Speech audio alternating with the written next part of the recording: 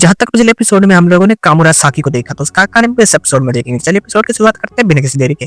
तो एपिसोड की शुरुआत में हम लोगों को जोरो को दिखाया जाता है, जो कि बैठ करके गेम खेल रहा होता है। वहाँ पर वो लगातार हर गेम जीते जा रहा होता है, जिसे देख करके वहाँ पर जो एक बूढ़ा आदमी बोलता है जोरो को कि तुम तो बहुत अच्छा खेल रहे हो। फिर जोरो से बोलता है कि हाँ ये तुम्हारे सुशी के लिए, और उसे गिफ्ट देता है। जिसके बाद वो बूढ़ा आदमी बोलता है कि तुम और जीतोगे अभी, तब वो बोलता है कि हाँ मैं और खेलना चाहता हूँ और जीतूंगा। जिसके बाद वो बूढ़ा आदमी जोरो को बोलता है कि अगर मैं तुम्हारे साथ रहूंगा तो कभी भूखा नहीं रहने वाला। के बाद वो बूढ़ा आदमी जोरो को बोल रहा था कि तुम तो लैंड ऑफ वानो के सबसे कूल आदमी हो। जिसके बाद हम लोगों को नामी को दिखाया जाता है, जो कि आसमान में उड़ रही होती है। नबी नामी को बोलती है क्या जोरो अभी भी मिसिंग है? तभी नामी बताती है कि हाँ वो हमेशा से ऐसा ही काम करता है, मैं अभी तक उसे ढूंढ नहीं पाई हूँ। नामी को ट्रांसपोंडर स्नेल पे किसी का कॉल आता है, वो किनेमॉन होता है, जो कि बोल रहा था कि हम लोगों को उसे फ्लावर कैपिटल में जाकर ढूंढना चाहिए, वो हो सकता है वहीं पर हो। के बाद सीन चेंज होता है, हम लोगों को मिंका को दिखाया जाता है। वो सब खाने की दुकान में बैठ कर खाना चुरा रहे होते हैं और खा रहे होते हैं। तभी कैरेट वहां पर छुप करके कैरेट खा रही होती है, बोलते कि ये कैरेट बहुत ज्यादा स्वीट है। तभी वनडा उन सबको ऑर्डर देते कि हम लोगों को जल्दी से यहाँ निकलना पड़ेगा। तभी वो सब लोग वहां से निकलने लगते हैं। जिसके बाद वो सब लोग वहां से जाने से पहले वहां पर सुतने मारू का नाम का लेटर छोड़ करके चले जाते हैं। जिसके बाद सीन चेंज होता है, हम लोगों को फ्रैंकी को दिखाया जाता है कि अपने मास्टर को बोल रहा होता है कि मैं लेट हो गया क्योंकि मैं ओरेन को देखने के लिए रुक गया था, मुझे विश्वास नहीं हो रहा है कि वो ओरेन इतनी ज्यादा सुंदर थी। जिसके बाद हम लोग को कारपेंटर को दिखाया जाता है, जिसका नाम होता है मीना टामो, और वो बहुत ही लेजेंडरी मास्टर कारपेंटर होता है, और उसी ने काइडो का मेंशन भी बनाया होता है। बाद वो बुड्ढा से बोलता है कि तुम्हें 10 गुना काम करना पड़ेगा, तुम इतने लेट हुए हो इसीलिए। तभी फ्रैंकी बोलता है कि मुझे एक बार काइडो के मेंशन का ब्लूप्रिंट दिखा दीजिए, उसके बाद मैं 100 गुना ज्यादा काम करने के लिए तैयार हूँ। जिसके बाद वो बूढ़ा आदमी वो ब्लूप्रिंट निकाल करके फ्रैंकी को देने वाला था, उसके बाद वो उसे वापस अंदर रख लेता है और बोलता है कि नहीं मैं तुम्हें नहीं दे सकता। जिसे सुनकर के फ्रैंकी बहुत ज्यादा गुस्सा हो जाता है और उस बूढ़े आदमी को पकड़ लेता है, बोलता है कि मुझे ब्लूप्रिंट दिखाओ, मैं तुम्हारे अंदर इतने दिन से इसीलिए काम कर रहा था ताकि मैं वो ब्लूप्रिंट देख पाऊं, तुमने तो मुझे बहुत ज्यादा गुस्सा दिला दिया है। जिसके बाद फ्रैंकी बहुत ज्यादा गुस्सा हो जाता है और उस बूढ़े को पकड़ पकड़ के मारने लगता है। बाद फ्रैंकी उसके ऊपर अपना रॉकेट छोड़ देता है, वहां पर बहुत बड़ा ब्लास्ट हो जाता है। जिसके बाद वो बुड्ढा उसे बोलता है कि मैं तुम्हें काम से निकालता हूँ, यहाँ से दफा हो जाओ।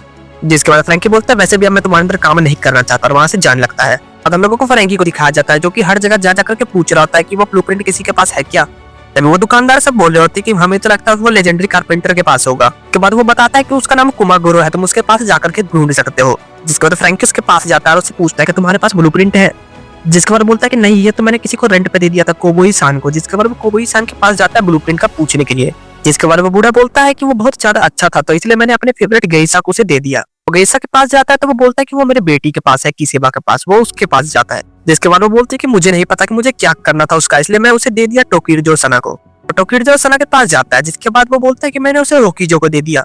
ये सब सुनकर के फ्रैंकी बहुत ज्यादा परेशान हो जाता है। वो राकुजा सना के साथ जाता है और वो बोलता है कि मैं उसे कूड़ी में कहीं बेच दिया हूँ। के बाद हम लोग को दूसरी तरफ का सीन दिखाया जाता है, जहाँ पर मांजिरो होता है, जो कि अपना फिश बेच रहा होता है अपने ड्राइंग से बना करके, और बहुत सारे बच्चे उसे खरीद भी रहे होते हैं।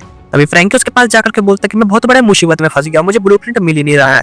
फिर भी वो उसकी बात नहीं सुन रहा और मछली बेचे जा रहा होता है।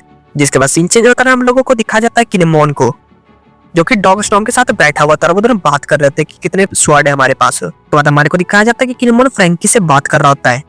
तभी किनेमॉन फ्रैंकी को बोलता है कि उसका जो ब्लूप्रिंट है तुम्हें फ्लावर कैपिटल में कहीं मिलेगा। तभी फ्रैंकी बोलता है मैंने पूरा फ्लावर कैपिटल ढूंढ लिया, कहीं पर भी नहीं है। तभी किनेमॉन उसे बोलता है कि मुझे माफ कर दो, मैंने तुम्हें ट्रैवल किया। जिसके बाद किनेमॉन फ्रैंकी को बोलता है कि चलो ठीक है मैं ढूंढता हूँ ब्लूप्रिंट को, जब तक तुम दूसरे काम में दूसरे लोगों की मदद करो। जिसके बाद हमारे को दिखाया जाता है कि वहां पर वनडा आ जाती है, जो कि बोलती है हम लोगों ने बहुत सारा खाना और बहुत सारा तलवार चुरा लिया है।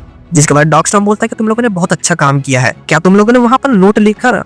तभी वो सब लोग बोलते हैं कि हाँ हम लोगों ने हर जगह पर वो नोट लिख दिया था सुतरमारू के नाम का। वो सब लोग बोलते हैं कि हम लोगों ने बहुत सारा हथियार चुरा लिया है, इसकी वजह से वो एनिमल किंगडम पायरेट उन लोगों के ऊपर जल्दी से अटैक करूंगा सुरादोजी के ऊपर। वहां पर जितने लोग बोलते हैं कि हाँ ये बात तो बिल्कुल सच है।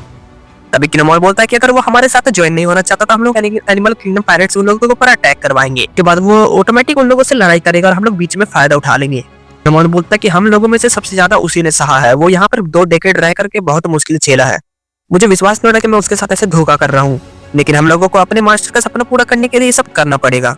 बोलता है कि चाहे कुछ भी हो जाए हम लोग को काइडो को हरा करके ही रहेंगे। जिसके बाद सीन चेंज होता है, हम लोगों को काइडो को दिखाया जाता है, जिसे देख करके वहाँ पर जितने भी लोग होते हैं वो सब बोलते हैं कि ये बहुत ज्यादा अच्छा खेल रहा है। हम लोग को दिखाया जाता है कि वहाँ पर जितने भी लोग होते हैं वो सब चीटिंग करके जोरो को हरा देते हैं।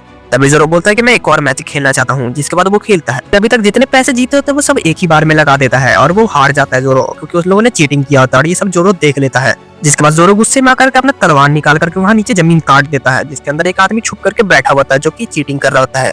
वो अपने जितने भी आदमी होते हैं उन सबको बुला लेता है कि इसके ऊपर जल्दी से अटैक करो। तभी जोरो बहुत ज्यादा गुस्से में आ जाता है, अपना one shot style dragon quake stack use करता है, अपने एक ही अटैक की मदद से उन सबको बीचों बीच काट देता है। जिससे देख करके वो बड़े सड़ वाला इंसान बोलता है कि वाह तुम तो बहुत ज्यादा कूल हो मिस्टर, जिसके बाद वो जोरो वहाँ के जो मैनेजर होता है उससे सारा पैसा ले लेता है और उस बड़े सर वाले इंसान को बोलता है कि मेरे पीछे मत आना।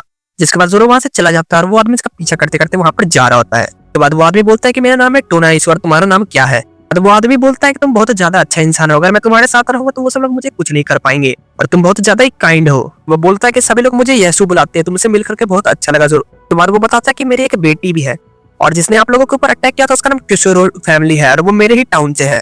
तभी जोरो बोलता है कि मुझे सुन करके अच्छा लग रहा है, मुझे लग रहा है कि तुम्हारे गांव वाले बहुत ज्यादा अमीर होंगे तो मुझे वहां जाना चाहिए। तो बाद हम लोगों को ओरोची को दिखाया जाता है जो कि CP0 से बात कर रहा होता है और वो CP0 को बता रहा होता है कि हम लोगों ने उस ब्रोकर यानी कि सॉरी जोकर डोफ्लामिंगो को अपने काम करने के लिए रखा था, वो नेवी के हाथों पकड़ा गया है। तो अब हम लोगों को हथियार बेचना पड़ेगा और तुम लोगों को पायरेट से हथियार खरीदोगे, हम लोग तुम्हारी मदद के बिना भी उन सब पायरेट को मार करके भगा सकते हैं। इची बोलता है कि हम लोगों को कुछ नहीं चाहिए, बस हम लोगों को ताकत चाहिए, अब अगली बार हम लोगों को डॉक्टर वेगा पर जाइए। इसके बाद CP0 बोलता है कि नहीं ये तो बिल्कुल इम्पॉसिबल है, वो तुम्हें नहीं मिलने वाला। अभी ओरोची बोलता है कि हम लोग सेलेस्टियल ड्रैगन से नहीं डरने वाले, तुम लोग जानते हो कि मेरे पीछे किसका हाथ है, हम लोग काइडो के लिए काम करते हैं और वो तुम उन्हें नहीं रोक सकते और तुम सब लोग एक साथ मिल करके भी उनके ऊपर अटैक करोगे तो भी तुम उन्हें नहीं हरा सकते। जिसके बाद हम लोग को कामुरासाकी को दिखाया जाता है जो कि बोल देते हैं कि गेट खोलो।